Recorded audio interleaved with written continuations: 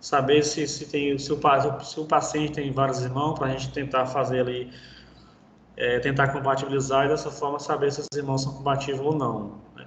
Então eu deixo esses soros congelados para nos ajudar a resolver esse caso complexo, né? Então uns soros congelados e dessa forma de ajudar. E os soros comerciais, né? Todo laboratório de imunemato complexo, né? Que tem que ter, né? Esses soros comerciais raros, né, para ajudar você a resolver esses casos complicados que vai vir a acontecer. Não tem outra forma, né? Esses anticorpos raros eles vão aparecer, né? A questão é saber se, né, nós temos nosso material para tentar resolver.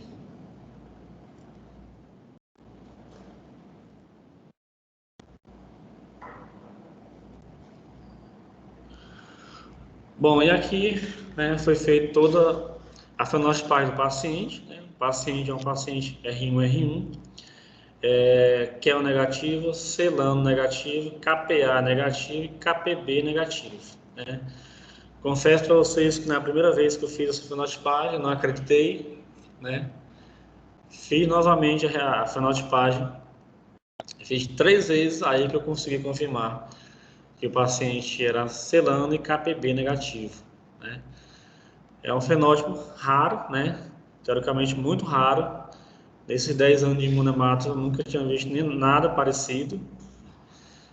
Então tá aí a fenotipagem dele, apenas CELANO, KPB, KPA, todo mundo negativo. Bom, e aí eu lembro de um caso que eu tive aqui em 2016, né? Um caso de uma paciente com anticorpo raro, né? Também passamos mais de uns 6 meses labutando, né? Como diz aqui o professor do Nordeste, com essa paciente. Nós não conseguimos identificar esse anticorpo, né? Eu enviei para vários hemocentros do país, né?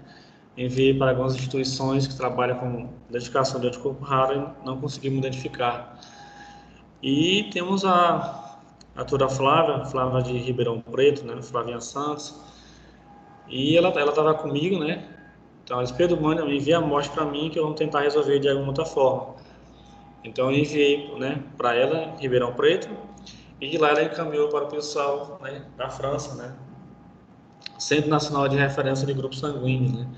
Onde sabemos que são um centro muito que estuda realmente, né, esse sistema de grupos sanguíneos bem avançado. Então, eu enviei para lá, para ela, e ela enviou para a França. E, né, assim como 98, né, nós conseguimos pegar aqui uma goleada da França, né? Mas sabemos que nós estamos diante de um anticorpo raro, né?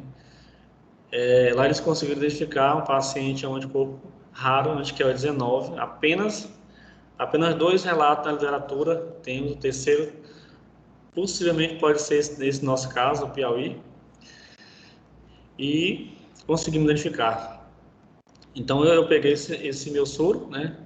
Esse plasma dessa paciente, que ela fez uma doação autóloga na época, e esse anticorpo anti-QL19 eu compatibilizei com a hemácia desse meu paciente, e meu paciente também é QEL19, né? QEL19 negativo, ou seja, nós estamos diante de um anticorpo raro chamado anti-KU, né? O paciente é K0, ele não expressa nenhum desses antígenos do sistema QEL.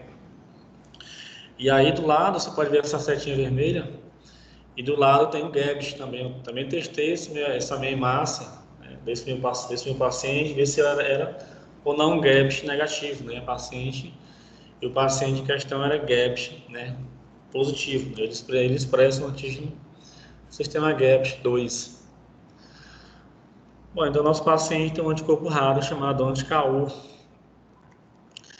E aqui está o sistema KU, né? O anticorpo anti-KU, o sistema QEL, né? É o quinto antígeno, sistema QEL. Praticamente 100% da população é incompatível com esse nosso paciente. Ele causa reação transicional, né? Eles reagem muito bem, né, nessas enzimas, fixina, tripsina. Ele é sensível, muitas vezes, ao DTT, né, assim como grande parte do sistema QEL. Causa reação transicional, né, de leve a moderada. Então, nós estamos diante de um anticorpo raro, 100% da população incompatível com esse nosso paciente. Então, aqui só vamos falar um pouco do sistema QEL, né, foi identificado em 1946, né, que é o CD238. E nosso sistema QEL, né, que é essa glicoproteína, né, de aminoácido.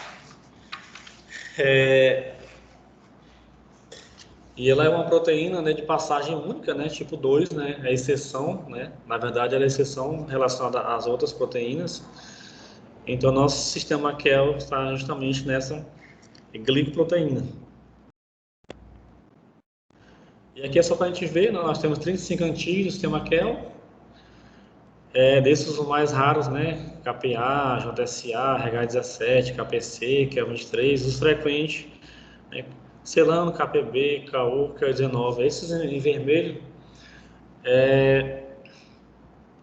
Esses vermelhos são os mais, são os anticorpos que nós conseguimos identificar aqui pelo POI durante esses últimos 5 anos. Bom, então esse anticorpo é um anticorpo da classe, né, IgG, IgG é mais comum do que IgM, né, reage muito bem ao teste de antiglobulina direto, né, às vezes temperatura ambiente, pode não reagir bem com a técnica que se utiliza LIS. Então, exemplos raros, né, liga complemento, mas não causa hemólise in vitro. Bom, e aqui é só para a gente ver a nossa frequência, né, desse sistema QEL. O nosso KU, né, que é o QEL nulo, está lá embaixo, nessa última linha, penúltima linha, mais frequente geralmente nessas regiões da Finlândia, né, Japão, ilhas do Reino Unido. Então, ele consegue perceber que esse nosso sistema não é tão nosso aqui da América, né, mas provavelmente o pessoal da Ásia, né, Japão, que tem mais esse sistema de grupo sanguíneo. A exemplo disso, né, eu acho que o Sérgio, lá de Manaus, também teve um caso desse, né, acho que em 2012, não estou enganado. Ele teve que solicitar uma amostra do Japão, acho que ele conseguiu fazer a transfusão na paciente dele. E aqui é o nosso, né, a importância clínica, ele causa reação transacional, né, raro, mas causa. Ele é raro por quê? Porque se eu tenho um anticorpo anti-QEL, a tendência é passar em massa QEL negativa. Se eu tenho um anticorpo anti-KPB, vou mandar uma amostra KPB negativo. Dessa forma, a reação se torna rara. É tipo tardio, o paciente transfunde, vai para casa e o paciente tem reação transicional por lá. Aí o paciente retorna para casa, para o hospital, né? E a gente consegue perceber que ele tem uma reação transicional. Vai geralmente de uma reação leve a grave, né? A doença hemolítica do feto recém-nascido não é muito comum, né? Mas pode causar. E tipo de destruição imune, né? E anemia, às vezes, é tardia. E a grave da severidade geralmente vai de leve a grave. Bom, então quando eu identifiquei esse anticorpo, né, eu tive que recorrer, né, ao Banco Nacional de Doadores, né? Você encontrava um doador compatível para esse meu paciente. Esse nosso evento Sangue Raro, que nós fomos em 2017, né? Teve a apresentação, acho, do Dr. Marcelo Adas. Nós tivemos 2 casos de QEL nulo no Brasil, né? 2 casos, sendo um desses que é O e o outro é A, né? Na época eu entrei em contato com alguns hemocentros, né? Então não tinha muito retorno. E se não estou enganado, acho que o doador O, não sei se é do Ceará, da doutora Denise, Era parece que ele foi para nosso, Pedro. Macapá. Isso. Macapá, né? De lá a gente não tinha mais nenhum retorno, parece que perderam o contato dele, né, o cadastro, algo parecido. Então, se hoje a gente tiver algum caso desse paciente com anti-KU, né? Eu acho que a nossa dor de cabeça vai ser maior. Eu acho que nós vamos conseguir resolver. Então, né, eu me deparei com essa parede grande na frente, né? Então, nós conseguimos aí não ter êxito, né, na nossa busca, né? Então, para nós, chegou uma fim da linha, né? Nós não conseguimos encontrar esse doador.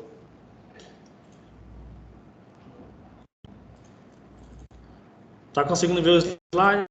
O último slide? Tudo certo. Conduta transfusional, transfusão de QEL nulo, é esse? Isso, perfeito. Perfeito. Perfeito. Pedro, muito obrigada. Eu queria fazer alguns comentários, né? Realmente, assim... Oi? Tô só finalizando aqui, doutora. Ah, ainda tem outro? Desculpa. Só finalizando aqui. Apareceu alguma coisa aí, doutora? Apareceu o MMA. Pronto. A outra conduta nossa era a gente gente tentar realizar o teste, né, de MMA para ver se esse anticorpo era realmente clinicamente significativo, né? Mas são poucas instituições que realizam e nós não tínhamos muito tempo, né, muito tempo para fazer. Infelizmente, o nosso paciente veio a óbito 3 dias depois, o paciente estava com péssimo prognóstico e não conseguimos resolver, e o paciente veio a óbito. Aqui é só uma curiosidade, né, para quem tem interesse, né, é que esses grupos sanguíneos raros não vêm de agora, né, de 5 a 10 anos atrás, mais de 1000 anos, mais de, né, 40 a 50 mil anos atrás relacionado. Então, aqui, a exemplo disso, né, tinha um caso aqui no Piauí, né, foi identificado uma fogueira lá que tem mais de 50 mil anos atrás, né? Então, essas raridades, esses hereditários, não vem de agora, vem de muito tempos atrás, né? E nós estamos vivendo um momento excepcional, que é realmente na pessoa da região norte lá, talvez a Daniela possa depois, mas o Sérgio possa falar alguma coisa relacionada. Nós temos muitos casos de novos venezuelanos, né, entrando no nosso país, né? Sabemos que na Venezuela, região norte, tem muitos casos de pacientes com Diego B, né? Então a gente tem que estar muito, porque a tendência, com essa nova população entrando no país, a tendência é ter muitos casos complicados. Então talvez possa estar surgindo alguma coisa pela região norte. Bom, e aqui é só esse grupo sanguíneo raro, o que ele está relacionado, né? São alguns eventos fundadores, né? No caso, casamento consanguíneo, localização remota, algumas populações muito fechadas, e geralmente nesses casos nós temos esse aparecimento desse sistema de grupo sanguíneo, né? Raros. Então a gente aí tem que evitar, né? Evitar isso aí, porque você pode estar vendo um caso de família, esses casos raros, né? Que o primo pede a prima em casamento e a tia não gosta, a tia fica meio preocupada, porque ela pode, né, estar pensando que possa estar surgindo ali algum anticorpo raro na família e ela não quer que isso aconteça. Então, vamos deixar os parentes de mão. E aqui, para finalizar, aqui, raridade, então a França 95 diz que raro era que era um caso para 1000 casos, né? Os Estados Unidos, um caso para 1000, um caso raro para 1000 doadores do paciente, aliás, 1000 doadores. Aqui um grupo muito raro, de um caso para 5.000, e grupo muito raro, né, um caso para 10 mil casos. Aí o consenso, né, foi estabelecido que a raridade, né, pelo ISBT, um caso em 1000 casos. E aqui no lado direito tem esse pássaro aí, que é o chamado martim pescador de bigode, né. Esse pássaro foi localizado em 1920, né, nas Ilhas de Salomão e das Finge, e apenas um casal tinha identificado, né, desses dois pássaros por lá em 1920. E agora em 2015, né, 2015, 2016, conseguiram identificar, né, que a espécie está lá muito bem, tem vários pássaros relacionados, muitos casos desse novo pássaro. A questão é que fica, né, a raridade está aí, né, a raridade vai aparecer, a questão é, né, se nós estamos habilitados para fazer essa identificação, né, e eu deixei aqui as referências, né, o livro da doutora Lília Castilho, né, muito bom.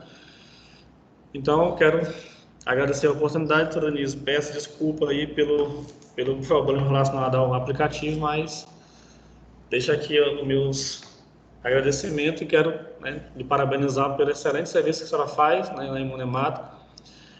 A senhora, exemplo, é uma referência para nós daqui do Nordeste, né, acho que o Brasil todo, desde ajudar nos casos complexos, de ajudar enviando bolsas raras, né, para todo o país, sempre, nunca no meio de esforço para ajudar. A gente consegue perceber desse grupo nós temos, foi criado em 2017, e a senhora o tempo todo está ali prestes a ajudar. Então, eu particularmente fico muito grato, né? Então, apenas agradecer, né? Então, desejo um grande abraço aí a todos. Obrigado, doutora. Obrigada a você, Pedro. Na verdade, o trabalho da Imunemata aqui do Ceará é um trabalho em múltiplas mãos, tanto do pessoal próprio da Imunemato, né? A gente tem biomédicos, bioquímicos, biólogos extremamente comprometidos com o paciente, e isso todo dia. Eu me orgulho toda vez que a gente precisa de algum sangue raro em algum lugar no Ceará ou no Brasil. E a gente consegue também ter a participação de todo mundo do Hemoce na liberação dessas unidades. Então, a captação, o transporte vai buscar o doador em casa, os laboratórios todos dão prioridade para a liberação, então, realmente eu acho que é uma equipe que faz o negócio acontecer, né? E eu fico muito grata mesmo por a gente ter conseguido tanta coisa em tão pouco tempo. A gente começou essas sessões sem apresentar direitinho o Hemoce, né? Todo mundo se apresentando, a gente não se apresentou, estava pensando nisso já faz algumas sessões que a gente tem que se apresentar, né? Mas eu vou um dia ficar responsável por essa sessão também, né? Eu só passo para outra pessoa fazer. Mas eu queria que a gente apresentasse nosso serviço aqui, como que a gente funciona. De toda forma, a gente tem uma hemorrede extremamente ligada, né? A gente funciona muito bem como hemorrede, que a gente tem uma facilidade de comunicação muito grande, uma padronização dos nossos processos também dessa forma. E a gente sempre tem criado alguns artifícios para melhorar nossa logística aqui, né, em todos os aspectos. E realmente eu fico muito feliz de conseguir, desde 2013, na verdade, que a gente começou, por exemplo, a fazer fenotipagem estendida de doadores. A gente não fazia isso antes do finalzinho de 2013. A gente começou mais ou menos em outubro de 2013, essa rotina. E a gente conseguiu realmente ter um ganho muito grande no atendimento dos pacientes. Isso a gente percebe no nosso dia a dia, claramente que se um paciente é aloimunizado, eu tenho na minha conservadora bolsa disponível para ele com os fenótipos que eu preciso. É raro aquele doador que a gente não consiga atender com o que a gente tem no nosso estoque, então isso é muito importante. E desde 2013 a gente traçou também uma estratégia de busca ativa de doadores raros e vem aperfeiçoando, na verdade, esse trabalho ao longo dos anos. Nós somos um hemocentro da rede pública, né, totalmente público, vinculado à Secretaria de Saúde, então a gente não é fundação, então a gente tem algumas dificuldades grandes em relação à aquisição de algumas coisas, mas a gente entende, o Ceará conseguiu entender o seu papel aí de busca de doadores raros muito bem. E realmente a gente vem trabalhando isso e aperfeiçoando como a gente deveria, né, como a gente gostaria de trabalhar ao longo dos anos. E, Pedro, é isso mesmo, a gente, na verdade, eu vou contar essa história rapidinho da nossa doadora, que é o Nu, né? A gente tem uma paciente, na verdade, ela era uma paciente que fez uma cirurgia cardíaca e ela acabou ela imunizando nessa cirurgia e ela voltou para a gente com uma hemorragia relacionada ao anticoagulante que ela estava usando. E nesse momento a gente viu que ela tinha uma PAI positiva, um painel todo positivo, um caso igualzinho ao seu, Pedro. Né? E a gente começou a fenotipar, viu que era negativo para tudo. Era uma paciente que não pode doar, né? Um cardiopata, usando anticoagulante, e a gente foi buscar os irmãos. E ela tem uma irmã que é igualzinha a ela. É uma irmã numa serra relativamente próxima do Piauí, que é igual, seria uma doadora que é o nome. E eu falo que eu tenho algumas coisas que eu me arrependo muito na vida. E esse é um dos grandes arrependimentos da minha vida, porque eu não deixei a irmã doar para a paciente, porque eu achei que eu não ia precisar da bolsa naquele momento. E a irmã tinha medo de doação de sangue, e ela se recusa até hoje a doar. Então, eu nunca mais vou cometer esse erro. Eu queria, na verdade, contar isso para vocês também não cometerem, que quando a gente tem um doador raro familiar, melhor deixar doar, porque perde o medo e pode se tornar um doador para outro paciente depois. Porque quando você tem um estímulo familiar, você acaba superando tudo que a gente tem, né, de angústia, de medo. E eu não deixei ela doar naquele momento e ela realmente se recusa a doar. A gente já foi algumas vezes, inclusive na casa dela, conversar com ela da importância, inclusive para esse seu paciente, Pedro, não sei se você lembra, o pessoal do Hemoce de Sobral foi lá conversar com ela, mas ela realmente se recusou a doar. Então, é um aprendizado, e aí eu passo esse aprendizado para vocês, deixem a família doar, porque vai perder o medo, vai perceber que a doação não é tão bicho de 7 cabeças, né? E a gente vai criar um doador que talvez esteja disponível para outros pacientes. E no outro doador do Amapá, eu não sei se tem alguém do Amapá assistindo essas sessões, na verdade foi um paciente nosso aqui do Ceará, há muitos anos, por uma fratura, se eu não me engano, de braço, e ele acabou sendo diagnosticado como um KU negativo também. E é um doador A. Precisamos, quando a gente encontrou a ficha desse doador, a gente foi atrás para tentar descobrir onde é que ele estava. O pessoal aqui que trabalha no núcleo de medula encontrou o doador em Macapá, junto com o pessoal do Hemocentro do Amapá. E eu não sei o que aconteceu no final das contas com esse doador, mas ele está aí. Ele é um possível doador, porque ele não tem nenhum problema de saúde. Foi uma situação em que ele realmente foi uma coisa aguda por conta dessa fratura. Então, se alguém do Macapá estiver ouvindo, gente, vão atrás. Vão atrás esse ombro lá. Encontrar o ovo. Estou até perguntando aqui se a gente sabe ainda os dados deles, porque faz tanto tempo essa história, mas eu estou tentando descobrir se a gente descobre cadê esse nome para poder passar para quem é do Amapá. Realmente é muito raro, né? Se a gente for olhar aí pelos dados do Dr. Marcelo Ata, naquela época nossa, 2017, não sei porque praticamente todo mundo está relacionado a esse grupo nosso, né? Quando tem algum caso raro, a gente coloca, então eu acho que esses casos de que é o nulo, eu acho que são só esses dois relatados. Eu acho que, eu não sei se a gente ainda tem, né? Caso alguém tenha algum anticorpo, né, dessa forma, para encontrar um outro doador, se não for parente, a confusão é grande, né? Na verdade, está feita a confusão, né?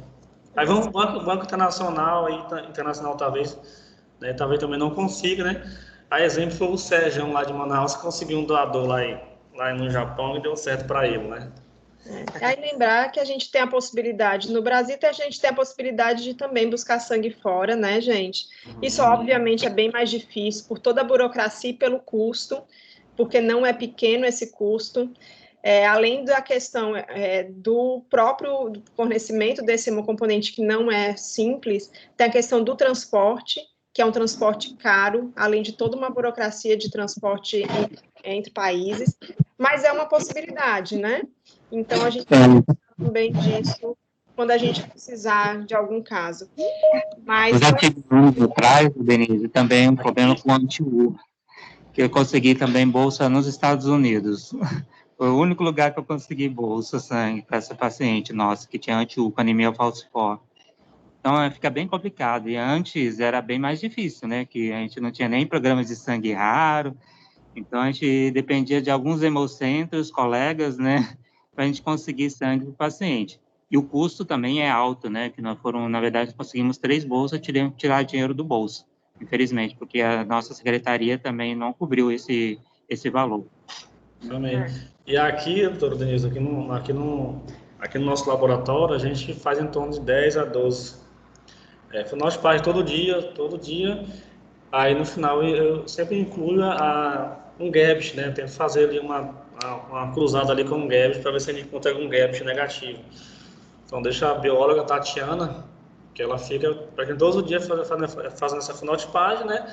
E a gente coloca um GAPS, né, para ver se a gente consegue encontrar um doador, né? Sabemos que é difícil encontrar GAPS nesses casos, a não ser que muitas vezes é um caso de algum paciente que dê PAI positivo, mas normalmente a realidade é grande. Então aqui no estado deve ter uns 6 a 7 doadores GAPS, né?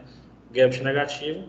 E a outra forma que eu encontrei, talvez que eu não possa encontrar algum doador é tentando fenotipar. Vamos fazer a fenotipagem e eu tento incluir esse GAPS para ver se a gente consegue encontrar algum doador, né?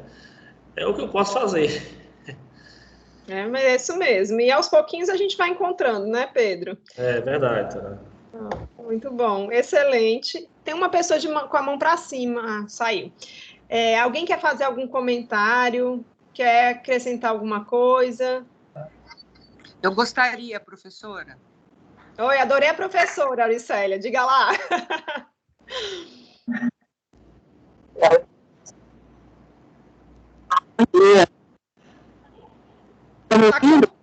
Tá cortando o seu áudio. Você consegue num lugar com internet melhor? Acho difícil. Eu tô dentro do Hospital Universitário de Teresina, no HUT. Melhorou agora. Pode falar. Olá, eu sou a enfermeira Auricélia, trabalho na agência do Hospital de Urgência de Teresina e no Hospital Universitário também. Eu tenho uma pergunta, eu estava até dizendo para os colegas aqui que são de bancada, que têm experiência disso, mas eu sempre tenho essa dúvida e eu queria um esclarecimento. Não sei se tem muito a ver com a aula de hoje, eu acredito que sim. E eu sempre fico questionando os colegas de bancada com relação a pacientes que vão receber transfusão e que nunca receberam transfusão na vida, nunca, e quando vão receber essa primeira transfusão, descobrem que são PAI positivo. E aí, o que sempre eles me explicam é o seguinte: Auricélia, isso depende, geralmente mulheres desenvolvem anticorpos raros, depende do tipo de medicação que essa paciente está usando, né, que tem que levantar todo esse histórico. Então, assim, mas eu queria saber que medicações, quais são os nomes dessas medicações, o que pode causar realmente isso? Um paciente que nunca recebeu transfusão na vida apresentar um PAI positivo. Será que alguém pode me explicar isso? Pronto. É a matemática da imuno, né? Pronto, Auricélia, a gente, na verdade, tem duas... Eu estava sem câmera, né? A gente tem duas opções. Pode ser um autoanticorpo ou um aloanticorpo, né? Quer dizer, pode ser um anticorpo que a pessoa formou contra sua própria hemácia, que aí pode estar relacionado com alguma droga ou não, ou um anticorpo que ela formou contra uma hemácia estranha, certo? O aloanticorpo, que é o que geralmente nos tira mais o juízo, que é aquilo que a gente tem que respeitar, que causa reação transfusional, ele pode aparecer de algumas formas, né? Pode ser um anticorpo natural, como se fosse o ABO, né? Anti-A, anti-B e anti-AB eu não chamo de irregular, mas obviamente a gente sabe que causa reação. E aí a gente tem um bem famoso, né, que é o anti-H do Bombay. Ele é um anticorpo natural que causa reação, é um aloanticorpo, certo? Mas a gente tem outros que podem ser naturais.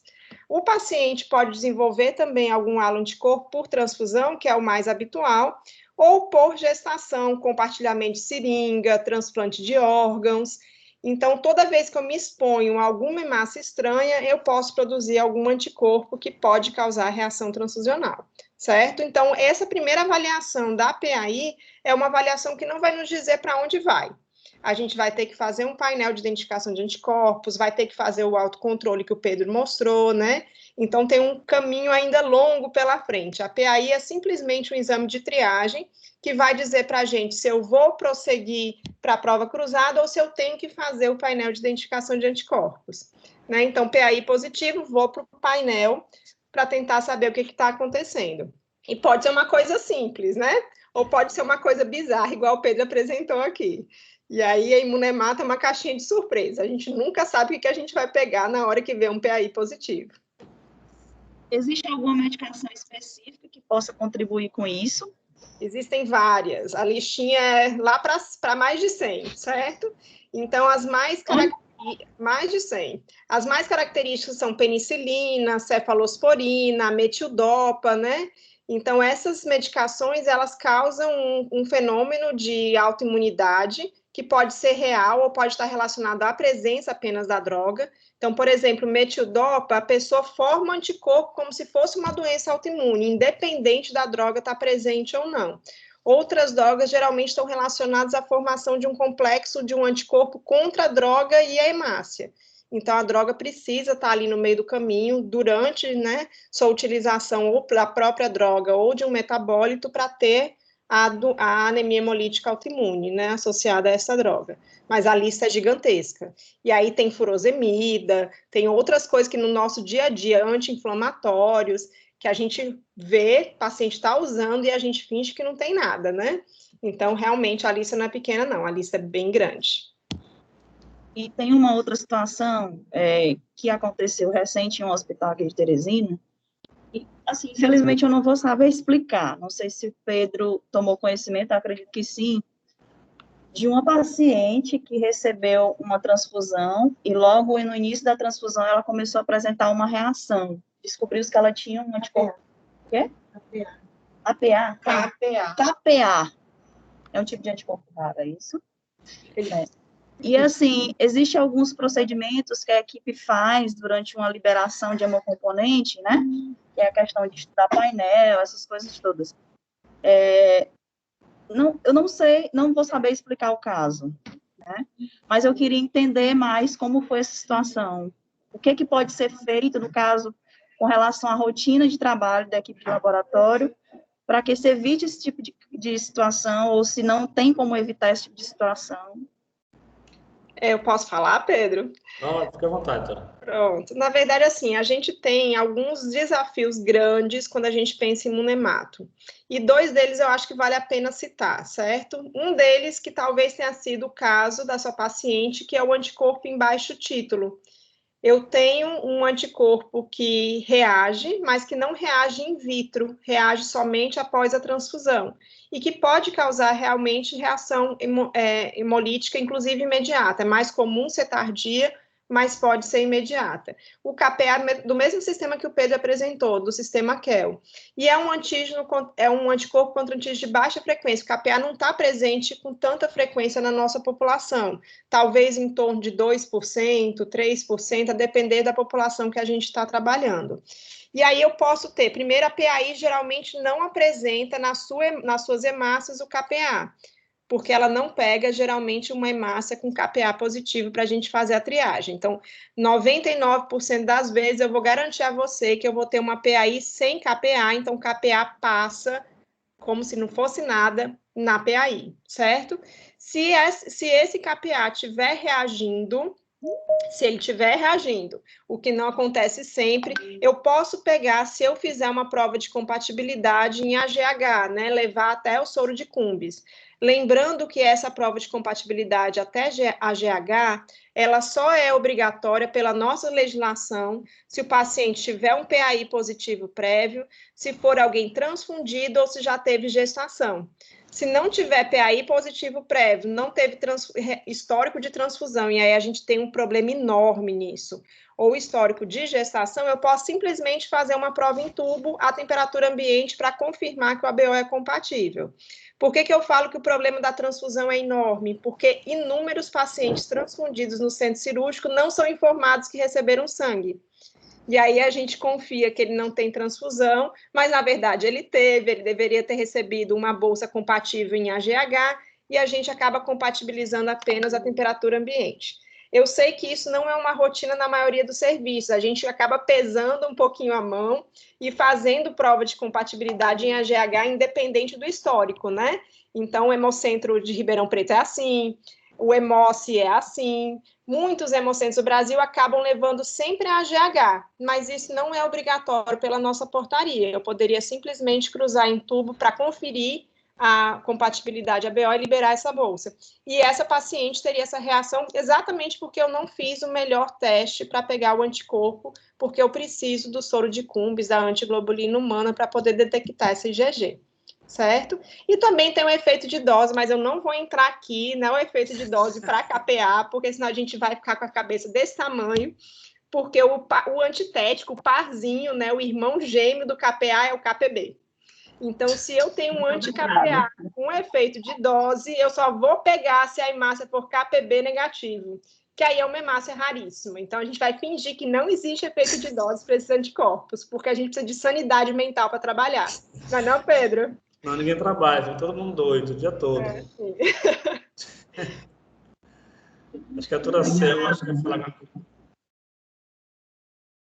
Certinho, Auricélia. Deu para entender? Deu sim, do pouco conhecimento que eu tenho, deu para esclarecer muita coisa. Então, Obrigada. Aí deixa eu aproveitar e fazer propaganda, que a gente tem uma página no Instagram e no Facebook chamada Educa Sangue, tudo junto, em que a gente discute vários assuntos, e atualmente, é porque eu estou no congresso do ISBT, gente, essa semana, mas a gente vai falar de prova de compatibilidade. A gente começou a falar, aí eu dei uma pausa, certo? Porque eu preciso ter um pouquinho de cabeça para assistir o congresso também, e aí a gente vai voltar a falar de prova de compatibilidade. O que é uma prova que vai dar positiva e por que algumas provas dão negativas, mesmo o paciente tendo anticorpo, que é bem o que você perguntou aí. Então, eu espero que nessa semana a gente ainda posta alguma coisa, tá bom? A Selma está com a mãozinha levantada.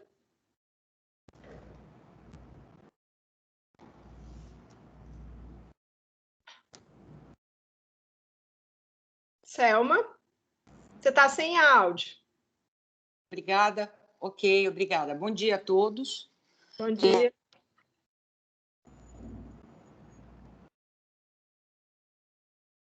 Sua internet não tá boa, Selma, não consigo te escutar, tá travado.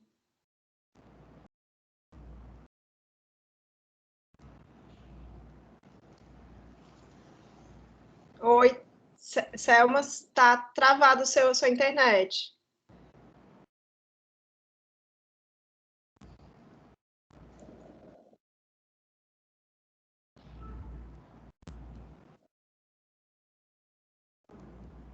Acho que travou, né? Travou mesmo, ela tá entrando de novo.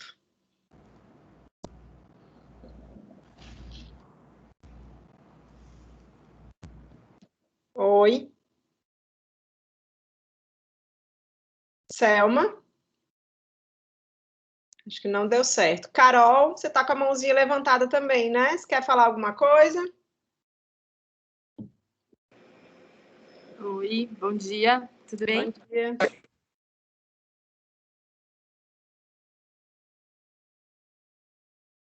Pode falar, Carol.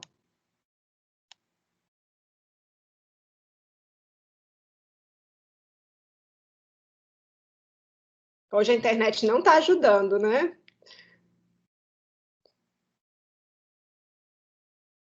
Carol, a gente também não consegue te escutar. Oi. Consegui votar. Pronto. Oi. Professora? Oi. Professor Pedro? Consegui votar, é Selma. Oi, Selma, diga lá.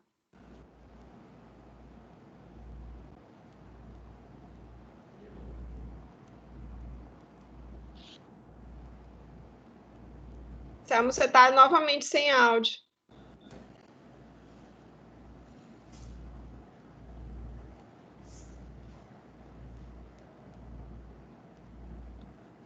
Carol, você ainda está aí?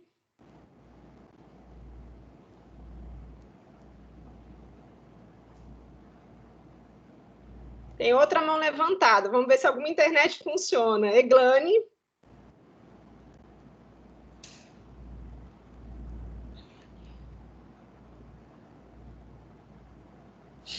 Eglane.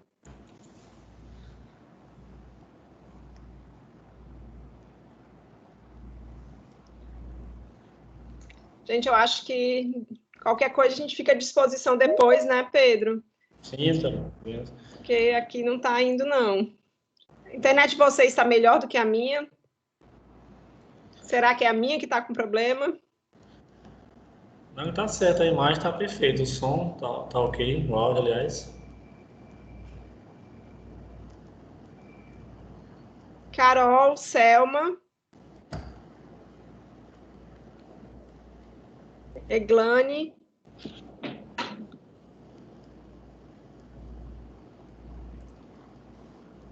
Consegui voltar. Oi. É Selma, consegui voltar, internet muito ruim. Oi, Selma, a gente está te escutando, pode falar.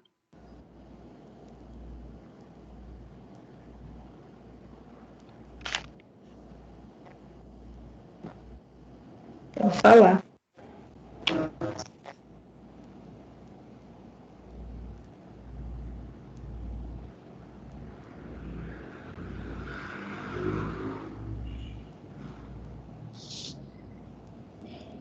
Eu acho que não vai, né?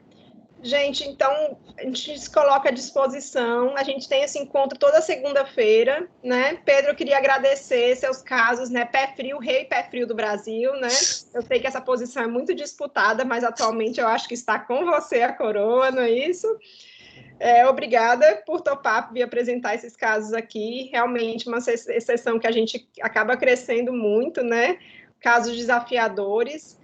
Lembrando a importância de usar, né, aqueles reagentes que a gente acaba deixando um pouquinho de lado na nossa rotina básica, mas que é tão importante. Aqui o DTT, que o Pedro mostrou, para identificar esses anticorpos do sistema QEL, é sempre uma ajuda enorme o DTT nesse momento. Não é o único sistema que vai sumir com o DTT, mas é o mais classicamente impactado por esse reagente tiol, e que ajuda a gente, muitas vezes, a realmente descobrir e resolver esses casos, né? Então, Pedro, muito obrigada. A gente te espera na outras segundas-feiras, não só que você apresenta, né, o caso, para estar vendo, para estar discutindo com a gente. E semana que vem, eu não me lembro mais quem vai apresentar, mas vai ser aqui pelo Ceará, vai ser alguém do Emoce que vai apresentar algum caso, tá bom? Muito obrigada pela presença de todos. Pedro, depois eu vou conversar com você para a gente ver essa gravação, que hoje não ficou muito legal. Talvez eu te peça para gravar o comecinho, porque a gravação parou de gravar em algum momento. O negócio está meio assombrado hoje. Tá bom? Obrigada a todos, gente. Boa semana e até segunda-feira que vem. Tchau, tchau. Tchau, tchau.